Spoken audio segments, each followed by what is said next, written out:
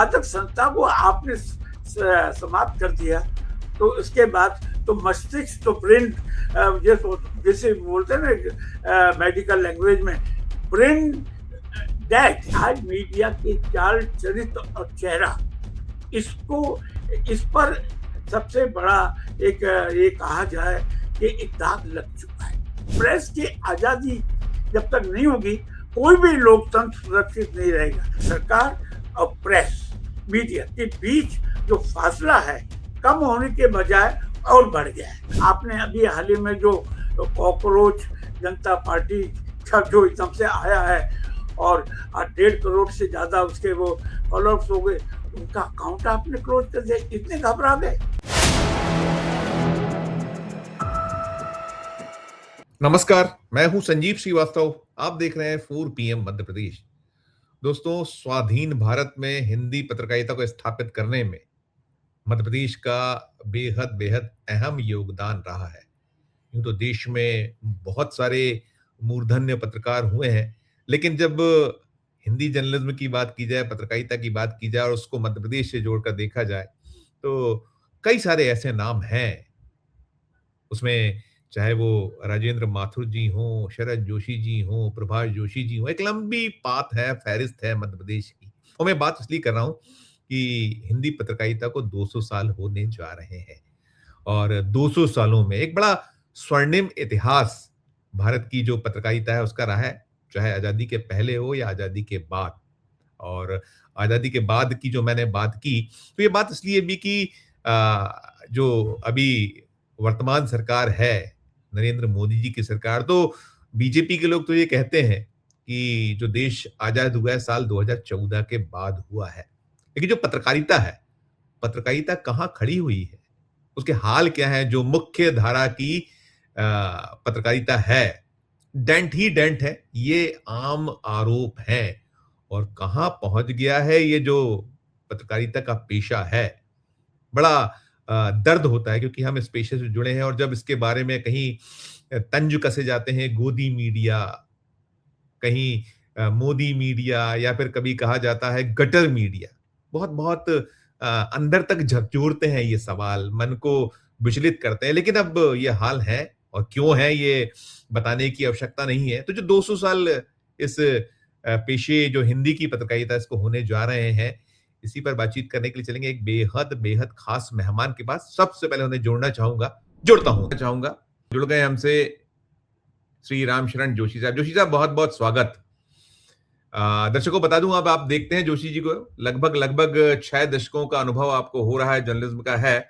आज भी आप पूरी सक्रिय भूमिका इस पेशे में अदा कर रहे हैं स्वतंत्र जर्नलिस्ट के तौर पर, और आप लिखते हैं, आप कमेंट्स करते हैं पॉलिटिकल, और आप निरंतर इस बारे में क्या कहिएगा जोशी जी? हम 180 जो देश हैं उसमें प्रेस की जो आजादी है उसमें 157वें क्रम पर आ गए, और बातें बड़ी बड़ी जो हैं होती हैं। और मैंने जो कहा, गोदी मीडिया, मोदी सरकार का गठजोड़, जो ओवरऑल जो आप देख रहे हैं, पहली प्रतिक्रिया, टिप्पणी आपकी। नमस्कार संजीव जी। आज हम मीडिया के चाल, चरित्र और चेहरे को एक ऐसे समय याद करने जा रहे हैं या डिस्कस करने जा रहे हैं जब भारतीय प्रेस, विशेष रूप से हिंदी प्रेस के 200 साल 30 जनवरी 2026 को पूरे होने जा रहे हैं। नहीं, 30 मई 2026। 30 मई 2026 पहला हिंदी का अखबार 30 मई 1826 को निकला था। उसका नाम था उदंत मार्तंड। और इसके समानांतर बंगला के भी कई अखबार निकले। यानी ये आप कह सकते हैं कि 200 सालों में भारतीय प्रेस, भारतीय अखबारों की भी यात्रा शुरू हुई। लेकिन आज हम, क्योंकि 30 मई अगले 4-5 दिनों में पूरे हो जाएंगे 200 साल में हिंदी पत्रकारिता, 30 मई अगले 4-5 दिन में हो जाएगा। आज 22 मई है, तो 8 दिन के बाद 30 मई हो जाएगा, तो यहाँ 200 साल पूरे हो जाएंगे।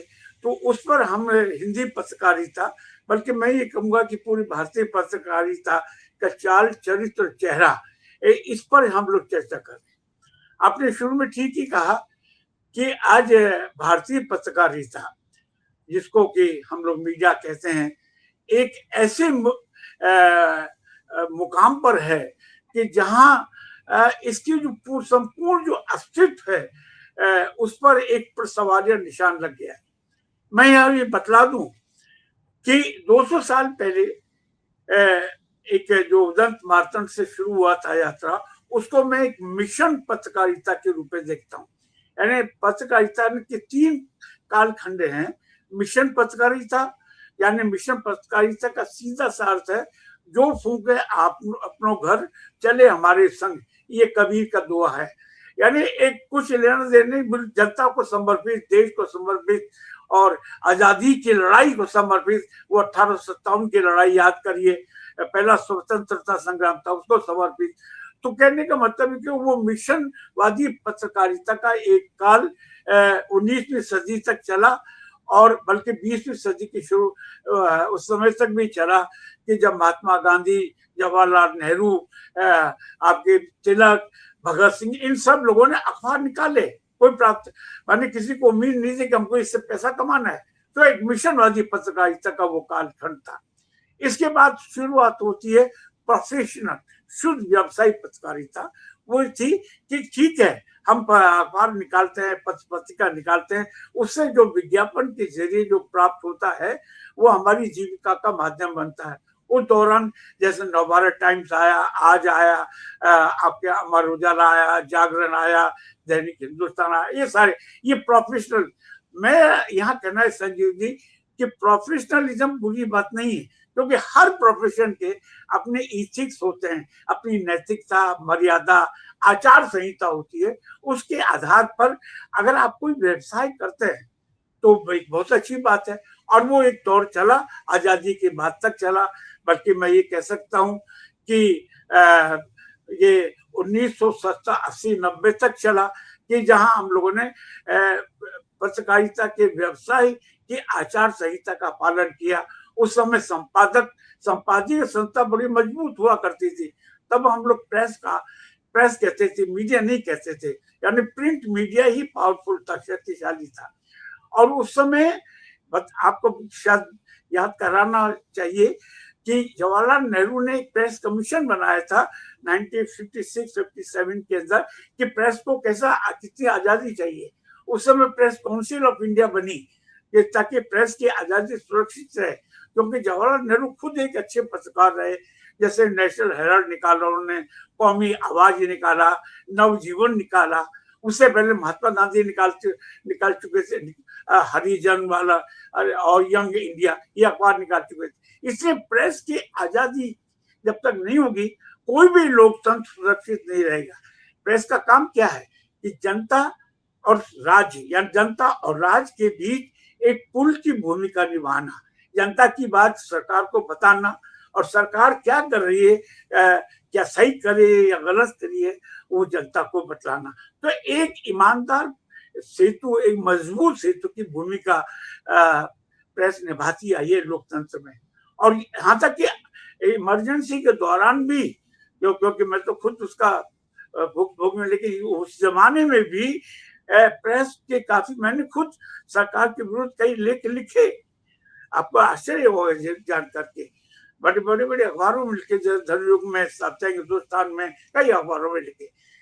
और ये, लेकिन जब पिछले जो प्रेस पर के अस्तित्व पर जो एक सवालिया निशान क्यों लग गया है, क्यों इसको गोदी मीडिया कहने लगा है, इसके कुछ तो ठोस आधार होने चाहिए। क्योंकि ये पिछले 12-13 साल से एक ये नाम चल पड़ा है। हालांकि मुझे ये नाम अच्छा नहीं लगता है, क्योंकि मैं मूलतः एक मीडिया का आदमी हूं। और आज तो पत्रकारिता का तीसरा कालखंड कौन सा है कि पहला था मिशन, दूसरा प्रोफेशन, और तीसरा पूरा कॉमर्शियलाइजेशन। कॉमर्शियलाइजेशन में संजीव जी एक चीज याद रहती है कि मुनाफा, किसी भी कीमत पर मुनाफा, चाहे उससे समाज का आप जो कह रहे हैं जोशी जी, आप जो कह रहे हैं, अब हम ये देखते हैं, हमारा पहला होता है, मुझे याद है कि पहले संपादक गण, मैंने ये बहुत सारे संपादकों के साथ काम किया है, प्रभाकर माचवे जी जैसे शख्स के साथ काम किया मैंने, नरेश मेहता जी की जो सानिध्य में मुझे काम करने का मौका मिला था, कई अच्छे जर्नलिस्ट जो बड़े मूर्धन्य लोग रहे उनके साथ काम किया। आज की तारीख में, तब हम कहते थे वहां उस समय हमको केवल एक मिशन जो आप कह रहे हैं उसके अकॉर्डिंग कुछ होता था कि ये लाइए ये लाइए। आज होता है कि ये पहला होता है संपादक का भाव, ये बिक पाएगा, आप जो कह रहे हैं बिकेगा ये, तो ये इसने कितना बिगाड़ दिया है। देखिए, मैं वही कह रहा हूँ कि जो आज पत्रकारिता, चाहे वो प्रिंट जर्नलिज्म हो, चाहे वो इलेक्ट्रॉनिक जर्नलिज्म हो, संपूर्ण पत्रकारिता जैसे अपन मीडिया कहते हैं, वो तीसरे चरण में यानी कॉमर्शियलाइजेशन, और उस कॉमर्शियलाइजेशन के अंदर एक ही चीज याद रहती कि आप मुनाफा का किस तरह से ऑप्टिमाइजेशन करते रहें ज्यादा से ज्यादा, और उसमें अकाउंटेबिलिटी जो मीडिया की बुनियादी शर्त है, अकाउंटेबिलिटी। तो आपने जो संपादक की बात की, आपको शायद याद, मुझे खुशी है कि मैंने राजेंद्र माथुर जैसे के साथ काम किया, यानी उन्होंने तो मतलब मुझे बहुत ही पूरी छूट दी, यानी मेरे एक अलग पृष्ठभूमि थी, वैचारिक पृष्ठभूमि, बावजूद उसके मुझे उन्होंने दिल्ली का नई दुनिया का ब्यूरो प्रमुख बनाया। और जो वो दौर था जब धर्मयुग में अपने धर्मवीर भारती हुआ करते थे, उधर साप्ताहिक हिंदुस्तान में मनोश्याम जोशी, दिनमान में रघुवीर साय, वो एक दरअसल देखा जाए, और नवभारत टाइम्स में अक्षय कुमार जैन, फिर बाद में अज्ञे जी आए, तो वो भारतीय पत्रकारिता का एक स्वर्णिम काल था, जहां पर उसके जो बुनियादी कसौटियां थी पत्रकारिता की, उसका हम लोग पालन करते थे। उसमें सबसे बड़ी बातें, जैसे अभी आपने कहा, संपादक संस्था यानी एडिटोरियल इंस्टीट्यूशन, वो शक्तिशाली था। यानी ये वो दौर था कि जब लोग संपादकीय पढ़ने के लिए अखबार खरीदा करते थे कि आज नई दुनिया में क्या छपा है, आज हिंदुस्तान में क्या छपा है। इंग्लिश में भी अगर आप लेखें तो आज लोग पूछते थे, अरे देखो भाई, फ्रैंक मोरिस ने इंडियन एक्सप्रेस में क्या लिखा है, या टाइम्स ऑफ इंडिया में श्यामलाल जैन या गिरिलाल जैन ने क्या लिखा है। तो उस समय एडिटोरियल पढ़ने के लिए अखबार करते। आज कोई भी मुझे आप बता दिए, उसकी सबसे बड़ी बात यह है कि किसी भी कोई भी माध्यम हो, इलेक्ट्रॉनिक माध्यम हो या प्रिंट माध्यम हो, उसका मस्तिष्क होता है एडिटर, संपादक। जब संपादक संस्था को आपने समाप्त कर दिया, तो उसके बाद तो मस्तिष्क तो प्रिंट, जैसे बोलते हैं ना मेडिकल लैंग्वेज में, ब्रेन डेड। अब ब्रेन जब मर जाएगा, मस्तिष्क जब शून्य हो जाएगा, तो उसके बाद तो काया को आप वेंटिलेटर पे ही जिंदा रखेंगे, उसी से सांस हो सकती है। आज हमारे मीडिया की स्थिति यही है। आपने अभी देखा 2-3 दिन पहले हमारे माननीय प्रधानमंत्री मोदी जी वहां गए थे नॉर्वे में, और वहां एक कोई बहुत यंग वो थी पत्रकार, शायद उनका नाम था हेले लिंगे। उन्होंने सिर्फ यही, हाँ, उन्होंने कुछ पूछा ही था कि भाई भारत के बारे में और मानव अधिकार के बारे में, और हमारी मोदी जी एक सवाल का वो सामना नहीं कर पाए। ऐसा क्यों?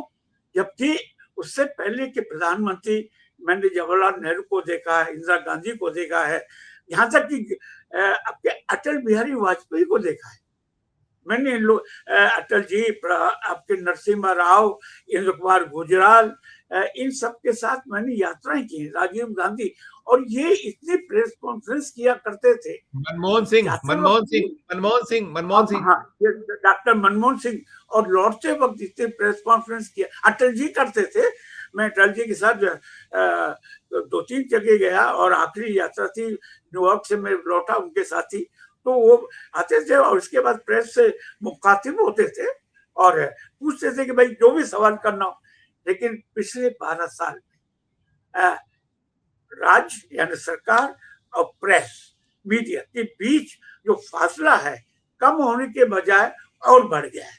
और उसी से उसका नतीजा ये निकला कि ये मीडिया, मोदी मीडिया का नामकरण सामने आया। एक यानी मीडिया के चाल चरित्र चेहरा नई ढंग से सामने आया। वो है कि मैं बहुत थोड़ा सा सिविलाइज ढंग से कहूं तो समर्पित ये शरणागत मीडिया एकदम से खो या हाईली कंप्रोमाइज, यानी इसमें आपने सिर्फ मुनाफे को ध्यान में रखा, यानी सरकार से कितना आपको ज्यादा से ज्यादा विज्ञापन प्राप्त होता है उसको ध्यान में आप रखते हैं। नतीजा क्या होता है कि जन समस्याएं क्या हो रही है, जनता क्या सोच रही है, युवा पीढ़ी क्या सोच रही है, ये तो होता ही नहीं है। मैं यहाँ ये भी बता दूं कि किसी भी सवाल, किसी भी पत्रकारिता का, चाहे वो इंग्लिश की हो या हिंदी की हो या जर्मनी की हो, उसकी जान होती है सवाल से, कि इस मीडिया की धमनियों में सवाल की धाराएं बह रही हैं या नहीं, ये क्योंकि हमको सिखाया जाता है 4-5 सवाल, हाउ, कैसे, कौन, कहाँ, क्या। आज तो ये सारी सवाल संस्कृति पूरे मीडिया से गायब हो गई, और उसकी वजह ये 5W कहलाते थे, 5W और एक H, हाउ। तो कहने का मतलब ये, ऐसा क्यों गायब हुआ है, ये क्यों सवाल संस्कृति बिल्कुल सूख गई, उसकी वजह ये है कि हमारे जो प्रधानमंत्री जी 2014 से और 2026, आज 22 मई 2026 से एक भी प्रेस वार्ता नहीं कर सकी। ऐसा क्यों? यानी नॉर्वे में जो उनका व्यवहार था वो नया मुझे अचंभित नहीं हुआ, क्योंकि ये वो न्यूयॉर्क, वहां पर वाशिंगटन में भी ऐसा ही कर चुके थे 1-2 साल पहले, उस समय ट्रंप के सामने, कि उस समय भी वो ठीक से जवाब नहीं दिए। भारत में भी आप देखिए कि आप प्रेस कॉन्फ्रेंस नहीं कर, क्यों? आप तो सामना नहीं करना चाहते। जबकि उससे पहले डॉक्टर मनमोहन सिंह, जिसको कि आप कहते हैं कि गूंगे, और जिसको कहते हैं कि वो बाथरूम में छाता लेके नहाते हैं, वो डॉक्टर मनमोहन सिंह जो अर्थशास्त्री थे, वो कम से कम उन्होंने 10 साल में 50 से ज्यादा प्रेस कॉन्फ्रेंस की। अटल जी की प्रेस कॉन्फ्रेंस में भारत में अटेंड करता रहा हूँ, उनके प्रधानमंत्री निवास पर मैंने अटेंड किए, उसके पहले इंद्रपाल गुजराल की है, राजीव गांधी की है। सब क्या वजह है कि क्यों प्रेस कॉन्फ्रेंस क्यों नहीं करते? इसका मतलब ये, या तो आत्मविश्वास की आप में कमी है कि आप जो सवालों के बौछारों का सामना नहीं कर सकते, या आप काफी कुछ चीजें देश की जनता से छिपाना चाहते हैं। जोशी जी देखिए, आपने अटल जी की बात की। अटल जी जब प्रधानमंत्री थे देश के, तब भारत जो प्रेस फ्रीडम में 80वें नंबर पे था 2002 में, 80, और आज हम 157वें क्रम पर हैं 180 देशों में। हालांकि उस वक्त थोड़े से देश कम थे उस वक्त, लेकिन आज हम 157वें क्रम पे हैं 180 में। और सबसे चिंता की बात है कि नेपाल जो हमारा पड़ोसी देश है वो 90 नंबर पर है, श्रीलंका जो हमारा पड़ोसी देश है वो 135वें नंबर पे, और पाकिस्तान जिसको सबसे ज्यादा कटघरे में खड़ा किया जाता है, जहां क्या क्या नहीं कहा जाता, हमारे जो बीजेपी के लोग तो बहुत कुछ कहते हैं, 150वें क्रम पे, हम उससे 7 क्रम नीचे हैं पाकिस्तान से भी। क्या कहिएगा? बिल्कुल। उसकी सबसे बड़ी वजह यह है ना कि, क्योंकि मुझे पाकिस्तान कई बार गया हूं मैं, और देखा कि वहाँ रिलेटिवली प्रेस फ्री है। हालांकि वहाँ फौजी शासन, फौजी हुकूमत परोक्ष रूप से है, और ये कब से है? 1956-57 से, जब मोहम्मद अयूब खान के जमाने से चली आ रही है, तो इसमें कोई शक नहीं। लेकिन बावजूद इसके वहाँ फौजी शासन के खिलाफ भी आर्टिकल लिखे जाते हैं, डॉन में लिखे जाते हैं। वहाँ के पत्रकार सवाल खड़ा करते हैं सेना को सवालों के घेरे में। तो ये इसी वजह से वो हमसे ऊपर है। आज हम 7 पायदान नीचे हैं, और नॉर्वे जहाँ है वो पहले पायदान पे प्रेस की आजादी से, वो बोलते हैं ना, रिपोर्टर्स विदाउट बॉर्डर्स। ये एक संस्था है कि जो कि पूरा आज हमारी तुलना फिलिस्तीन, यूएई, क्यूबा से हो रही है। नेपाल हमसे, आप सोचिए, नेपाल 90वें नंबर पर है, 90 आउट ऑफ 180, और हम है 157। ये उसके सबसे बड़ी बात यह है कि आपने देखा कि पिछले दोनों व्यवस्था परिवर्तन और राज परिवर्तन हुआ, क्योंकि जब वो प्रेस जितनी आजाद है तो उसका मतलब ये हुआ कि उस वहां तत्कालीन सत्ता को, उस समय कम्युनिस्टों की सत्ता थी, माओइस्टों की, और वो भी कटघरे में खड़ी हुई हो गई और चुनाव हुए, उसको हटना पड़ा। आज जब दूसरी आई, तो कहने का मतलब ये, आपने हम भारत में, जो कि आप एक तरफ तो कहते हैं कि हम लोग सबसे बड़े लोकतंत्र हैं, लोकतंत्र की जननी है, आप हर जगह जाकर ये ढिंडोरा पीटते भी हैं, तो लोकतंत्र की बुनियादी शर्त है प्रेस। आपको याद है कि मीट प्रेस को राज्य का चौथा स्तंभ कहते हैं। कार्यपालिका, विधायिका और न्यायपालिका के बाद फिर प्रेस पालिका आती है। आपने आज चौथे स्तंभ, चौथे राज्य की क्या स्थिति थी, क्या हालत कर दी। आप बस किसी भी का सवाल का जवाब आप नहीं देना चाहते। आपने अभी हाल ही में जो कॉकरोच जनता पार्टी का जो एकदम से आया है और 1.5 करोड़ से ज्यादा उसके वो फॉलोअर्स हो गए, उनका अकाउंट आपने क्लोज कर दिया, इतने घबरा गए। आप तो इतने शक्तिशाली हैं और अपने आप को विश्व गुरु मानते हैं। वो बता रहे हैं कि देश को खतरा है उनसे, वो जो है वो कहीं राष्ट्र नहीं, के लिए खतरा हो गए। नहीं, मेरा ये मानना, संजीव जी, आपके पास सेना है, आपके पास पुलिस है, आपके पास सब कुछ है, और इसके बाद भी अगर आप वो एक जो खाली इलेक्ट्रॉनिक ही उसने किया है ना, कॉकरोच कोई बनी तो नहीं है, खाली वो तरंगों पर है, और आप जो नोशनल है वो उससे आप घबरा गए। इसका मतलब ये है कि आप में आत्मविश्वास की कमी है सबसे बड़ी। इसीलिए मैं कहा कि आज मीडिया के चाल, चरित्र और चेहरा, इसको, इस पर सबसे बड़ा एक ये कहा जाए कि एक दाग लग चुका है। इसके पोस्टमार्टम करने की जरूरत है, क्योंकि अगर मीडिया अकाउंटेबल नहीं होगा, कौन करेगा, कौन करेगा पोस्टमार्टम? पोस्टमार्टम कौन करेगा? पोस्टमार्टम कौन करेगा? कौन करेगा पोस्टमार्टम? पोस्टमार्टम कौन करेगा सर? पोस्टमार्टम आप कह रहे हैं, कौन करेगा पोस्टमार्टम? पोस्टमार्टम तो देखिए, जो भी करेंगे, जिसमें जो विशेषज्ञ हैं, जो मतलब आपके सोशल मीडिया से जुड़े हुए हैं, जो सिविल मूवमेंट से जुड़े हुए हैं, वही इसको करेंगे कि भाई ये ऐसा हो रहा है और बार बार किया जा रहा है, इसमें कोई शक नहीं है। आप देखिए, जो आज सोशल मीडिया जिस पे हम लोग बात कर रहे हैं, ये एक वैकल्पिक मीडिया, एक समानांतर मीडिया, क्योंकि एक चीज याद रखिए कि पिछले 12 सालों में मीडिया का सबसे ज्यादा मोनोपोलाइजेशन हुआ है। और यहाँ एक और नया प्रवृत्ति सामने आई है, वो है क्रॉस ऑनरशिप मीडिया की, यानी जिसके पास अखबार हैं उसके चैनल भी हैं, चाहे वो टाइम्स ऑफ इंडिया ले लीजिए, चाहे हिंदू ले लीजिए, हिंदुस्तान टाइम्स ले लीजिए, या आपके एनडीटीवी ले लीजिए, अडानी का आप ले लीजिए, राजस्थान पत्रिका ले लीजिए, आपके पास आप अखबार भी चलाएंगे और इसके बाद फिर आप चैनल भी चलाएंगे। ये इससे क्या होता है कि आपने ज्यादा से ज्यादा मोनोपोलाइजेशन किया है, इससे लोकतंत्र को खतरा है।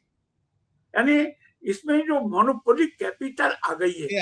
आखिरी सवाल करूंगा जोशी जी, आखिरी सवाल करूंगा। आप सारी बातें कर रहे हैं जो हम इस पे डिस्कशन, लेकिन अभी जो मौजूदा हाल है और जो गोदी मीडिया, कहीं गोबर मीडिया भी कहने लगे हैं, तो ये जो, हालांकि गोबर कई बार वो जो है काम आ जाता है, कुछ उम्मीद पाली जाए कि ये गोबर कम से कम कुछ ठीक कर पाएगा या हो जाएगा, कुछ सही दे जाएगा, या क्या, कैसे हम इसको देख सकते हैं? आखिरी सवाल। देखिए, मैंने जैसे कभी कहा कि सोशल मीडिया का उदय क्यों हुआ, कि जब आपके मेन लाइन मीडिया ने अपनी भूमिका निभाना से इनकार न भी किया, लेकिन उसे विपथगामी बन गया। यानी जो आपने कोई किसी ढंग की अकाउंटेबिलिटी नहीं हुई, आप सत्ता के प्रति पूरी तरह से नतमस्तक हो गए, शरणागत हो गए। ऐसी स्थिति में उसके जवाब में ये सोशल मीडिया सामने आया। आपको इसे थोड़ी याद होगा कि कुछ समय पहले तक एक सिटीजन जर्नलिज्म डेवलप हुआ था, एक नागरिक पत्रकारिता, वो इसी का जवाब थी। तो आज सवाल ये है कि सोशल मीडिया को, एक अल्टरनेटिव मीडिया को ज्यादा से ज्यादा मजबूत करने की जरूरत है। एक समानांतर मीडिया होना चाहिए। नहीं, अगर आपको अपना लोकतंत्र और संविधान, प्रेस की आजादी को सुरक्षित रखना है, तो आप पूरी तरह से ये जो मेन लाइन मीडिया उस पर निर्भर नहीं रहेंगे, सोशल मीडिया। लेकिन सोशल मीडिया को भी अब दबाने की कोशिश हो रही है। ये आपने देखा कि ऐसे ऐसे अब कानून लाए जा रहे हैं, क्योंकि इससे सरकार विचलित हो गई है। तो मेरा मतलब ये कि आप धर्म के नाम पर मीडिया को लंबे समय तक नहीं चला सकते, अंध राष्ट्रवाद के नाम से मीडिया पर नहीं चला सकते, आप अंध देशभक्ति के नाम पर नहीं चला सकते। एक लंबे समय, अब एनडीटी का क्या हुआ, पहले आपने एनडीटी में कई तरह के लगाए और बाद में क्लीन चिट मिल गई क्योंकि अडानी साहब को हथियाना था। तो कहने का मतलब ये एक समय तक तो चल सकता है, लेकिन अगर आपने मीडिया को एक सीमा से ज्यादा दबाने की कोशिश की तो फिर ये है कि कॉकरोच जनता पार्टी वास्तव में आ गई। अभी तो नोशनल है और फिर वो जमीन पर उतरेगी, तब आपके लिए और भी ज्यादा मुसीबत होगी। तो इसका ये है कि आप मीडिया को स्वतंत्र रहने दें, ताकि आपको जनता के आक्रोश, जनता की भावनाओं से भी आप परिचित हो। और आप, प्रधानमंत्री जी से आपसे उम्मीद है कि आप कम से कम एक बार एक प्रेस कॉन्फ्रेंस करें। खाली चंद जो कौन है वो फिल्म के बॉलीवुड के लोगों से बुला लेते हैं, पूछते हैं कि आम कैसे खाया जाता है, कैसे छीलते हैं। इससे काम चलने वाला नहीं है मोदी जी। अब आप जमीन पर उतरिए और मुखातिब होइए ईमानदारी से प्रेस वार्ता में और सवालों का जवाब दीजिए। तभी आज हम 157 पे, अगर यही चलन रहा, यही आप चरित्र रहा दे, तो कल को हम 160, 165 पे भी हो सकते हैं। भारत के लोकतंत्र को अगर सुरक्षित रखना है तो आपको प्रेस से मुखातिब होना पड़ेगा, मीडिया की आजादी को सुरक्षित रखना पड़ेगा। जोशी जी बता दूं, आप बिल्कुल ठीक फरमा रहे हैं। मैं दर्शकों को बताता हूं कि हम 2023 में 161वें नंबर पे पहुंच गए थे, 161 था, और 24-25 में 159 पर थे। आप जो कह रहे हैं वो चिंता बिल्कुल वाजिब है, सही है कि खुद सरकार को अपनी गिरेबा में झांकना होगा। उनको अपनी जो पूरी, अब ये इसको कहीं नहीं ठीक किया गया तो इसके रेपरकेशंस वो देख रहे हैं कि कहां क्या हो रहा है। और दूसरा, जनता जब तक नहीं जागेगी तब तक सवेरा नहीं होगा, ये इसका सार है। बहुत शुक्रिया अदा करूंगा, धन्यवाद, आभार सर, बहुत शुक्रिया। दोस्तों, आप सुन रहे थे रामचरण जोशी साहब को। पत्रकारिता हिंदी जो है उसके 200 साल जो उस पे हम कर रहे थे, और जो मीडिया के हाल हैं देश के, वो चिंता का विषय है। और बार बार हम इस पे चिंता प्रकट करते हैं जो मेन स्ट्रीम मीडिया है। लेकिन ना तो ये जो गोदी मीडिया या जो मोदी मीडिया भी कहा जाने लगा, या गटर मीडिया पे भी कह के बड़ा शर्म आती है हम लोगों को, हम भी इसी क्षेत्र से हैं। तो आत्म अवलोकन, आत्ममंथन, आत्मचिंतन का ये विषय है, और खुद को भी जागना होगा, और जनता जागेगी तब जाके बात बनेगी। चर्चा में इतना ही। अच्छी लगे आपको ये चर्चा, हमारे चैनल को लाइक कीजिए, सब्सक्राइब कीजिए, ज्वाइन का बटन दबाइएगा तो हमारी हौसला अफजाई होगी। प्यार से फिर देखते रहिए 4 PM न्यूज नेटवर्क। धन्यवाद, नमस्कार।